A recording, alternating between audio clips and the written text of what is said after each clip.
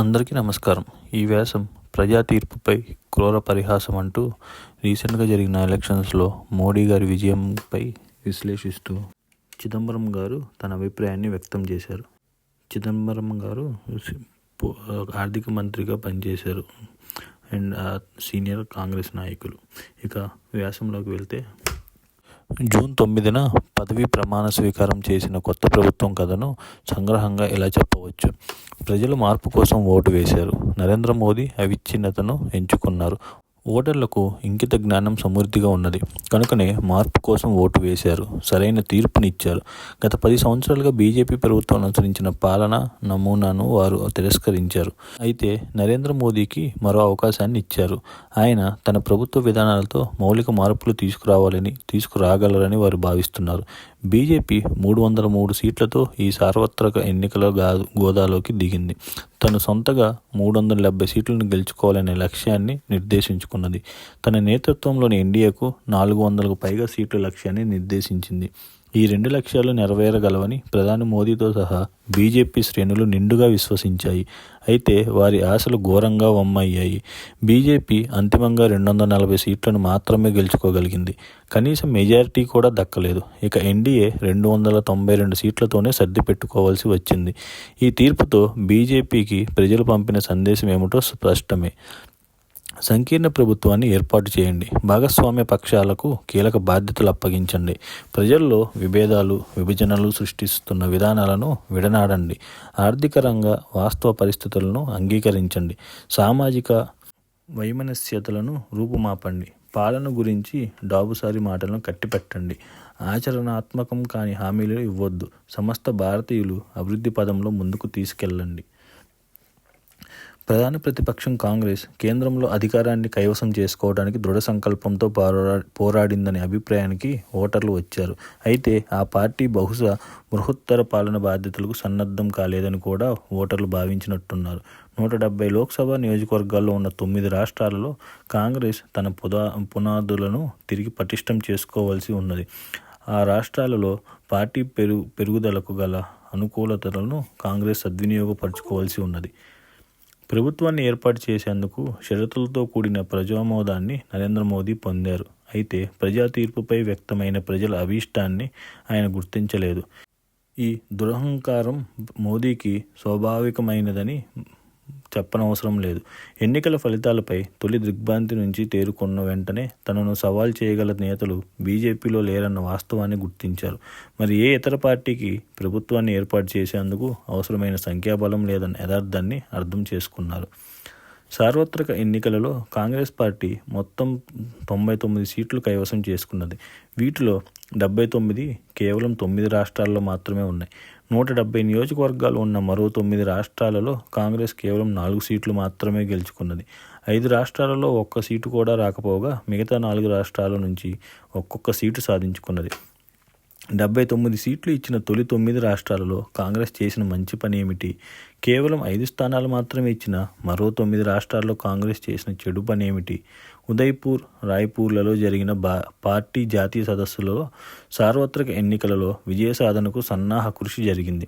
అయితే ఆ కృషిని తార్కిక అంతానికి తీసుకువెళ్లి అధికారాన్ని కైవసం చేసుకోవటంలో కాంగ్రెస్ విఫలమైంది. హర్యానా, మహారాష్ట్ర, జార్ఖండ్ కాంగ్రెస్కు మంచి ఫలితాలను సాధించింది. ఈ 3 రాష్ట్రాలలో మరికొద్ది నెలల్లో అసెంబ్లీ ఎన్నికలు జరగనున్నాయి. ఇటీవలి లోక్సభ ఎన్నికలలో గెలుచుకున్న సీట్ల ప్రాతిపదికన చూస్తే కాంగ్రెస్ తన మిత్రపక్షాలతో పాటు బీజేపీ కంటే ముందంజలో ఉన్నది. ఈ 3 రాష్ట్రాలలో అధికారాన్ని కైవసం చేసుకునేందుకు అవకాశాలు సమృద్ధంగా ఉన్నాయి. ఈ 3 రాష్ట్రాల అసెంబ్లీ ఎన్నికల ఫలితాలు దేశ రాజకీయాలపై ప్రభావాన్ని తప్పక చూపుతాయి. కనుక ఆ 3 రాష్ట్రాలను కోల్పోయేందుకు బీజేపీ ఇష్టపడదు. కనుక రాబోయే అసెంబ్లీ ఎన్నికలలో ప్రత్యర్థి పార్టీలకు తీవ్ర పోటీనిస్తుంది. ఈ వాస్తవాన్ని దృష్టిలో ఉంచుకొని ఆ 3 రాష్ట్రాలను గెలుపోయే లక్ష్యంగా ఇండియా కూటమి పోరాడాలి. మార్పు కంటే ప్రభుత్వ విధానాల కొనసాగింపు క్రమాన్ని ఎంచుకున్నారు. తద్వారా ఆయన అనుద్దేశపూర్వకంగా క్లిష్ట పరిస్థితులను సృష్టించుకున్నారని చెప్పుకోవచ్చు. మోడీ 3వ ప్రభుత్వ మంత్రిమండలి కూర్పు, మంత్రిత్వ శాఖల కేటాయింపు నుంచి అనేక నిర్ధారణలకు రావచ్చు. అవేమిటో చూద్దాం. మొదటిది, ప్రభుత్వ విధానాలలోనూ తన పాలనా శైలిలోనూ మౌలిక మార్పులు రావాలన్న ఓటర్ల హెచ్చరికను మనసున పెట్టేందుకు మోదీ నిరాకరించారు. రెండవది, తన ప్రభుత్వ మౌలిక విధానాలలో అపసవ్యతలు లేవన్న వైఖరిని మోదీ దృఢంగా వ్యక్తం చేస్తున్నారు. ఆర్థికాభివృద్ధి, అంతరంగ భద్రత, విదేశాంగ వ్యవహారాలకు సంబంధించిన విధానాలు దేశ ప్రయోజనాలను సంపూర్ణంగా కాపాడుతున్నాయని ఆయన గట్టిగా అభిప్రాయపడుతున్నారు. తన మూడో ప్రభుత్వం ప్రధానమంత్రి కార్యాలయం పర్యవేక్షణలో నడుస్తుందని, వాస్తవాన్ని అంగీకరించిన వారికి తన కేబినెట్లో స్థానం ఉంటుందని మోదీ స్పష్టం చేశారు. ప్రభుత్వంలో మిత్రపక్షాలకు గౌరవప్రదమైన పాత్ర కల్పించకుండానే వాటిని తమ పక్షాన ఉంచుకునేందుకు అవసరమైన సకల వనరులు తనకు, అమిత్ షాకు ఉన్నాయన్న ధీమా మోదీలో బాగా వ్యక్తమవుతుంది. మంత్రులు ఎవరూ ఇంతవరకు తమ ప్రాధాన్యాలు, విధానాల గురించి మాట్లాడలేదు. పీకే మిశ్రాను ప్రిన్సిపల్ సెక్రటరీగాను, అజిత్ దోవల్ను జాతీయ భద్రతా సలహాదారుగాను నియమించారు. ఈ నియామకాలతో మోదీ ప్రభుత్వం మార్పు లేకుండా అదే విధంగా కొనసాగుతుందనే విషయం సందిగ్ధతకు తావు లేకుండా ధృవీకరణ కూడా అయ్యింది. ఈ కొత్త ప్రభుత్వం నిస్సందేహంగా మోదీ 3.0 కాదు, అది మోదీ 2.1 మాత్రమే. ప్రజలు తమ జీవిత స్థితిగతులను మెరుగుపరిచే మార్పును ఆకాంక్షించారు. ఉద్యోగాలు, ధరల స్థిరీకరణ, భద్రత, శాంతి సామరస్యాల కోసం ఓటు వేశారు.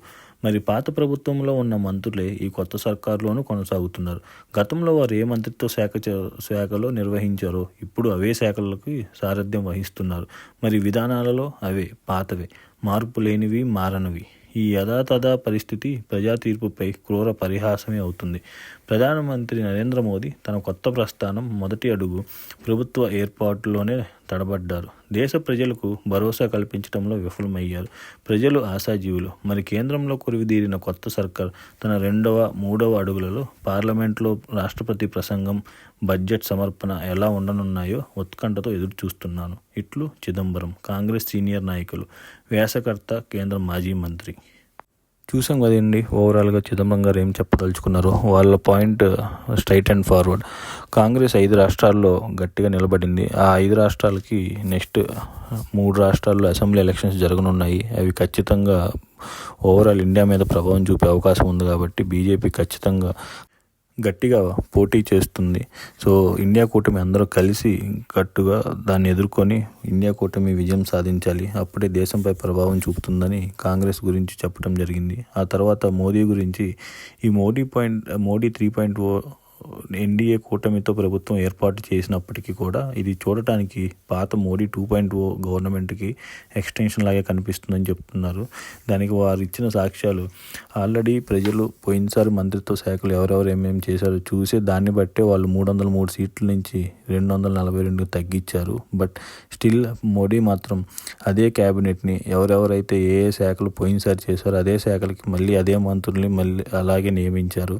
ఇంక్లూడింగ్ సెక్యూరిటీ అజిత్ దోవల్ గారు కావచ్చు, అట్లా ఎక్స్టర్నల్ వాళ్ళని కూడా ఏమీ చేంజెస్ లేకుండా యాజ్ టీజ్గా చేశారు. సో దానివల్ల వాళ్ళు ప్రజలకు ఏం చెప్పదలుచుకుంటున్నారు అనేది ఆయన గట్టిగా ప్రశ్నిస్తున్నారు. ధన్యవాదాలు.